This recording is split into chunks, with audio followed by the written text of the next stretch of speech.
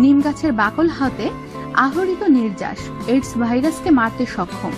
নিম পাতা নির্যাস অথবা পুরো পাতা বা নিম পাতার চা পান করলে এইডস উপশম হয়। চোখের ব্যথা, নিম পাতার সামান্য শুষ্ক আদা ও সৈন্ধব লবণ একত্রে মিলিয়ে সামান্য গরম করে একটি পরিষ্কার পাতলা কাপড়ে লাগিয়ে তা দ্বারা চোখে ঢেকে দিলে চোখের স্ফীতি ও ব্যথা সেরে যায়। ক্যান্সার, নিম তেল, বাকল ও পাতা নির্যাস ব্যবহারে ক্যান্সার, টিউমার, স্কিন ক্যান্সার প্রভৃতি ভালো হয়ে যায়।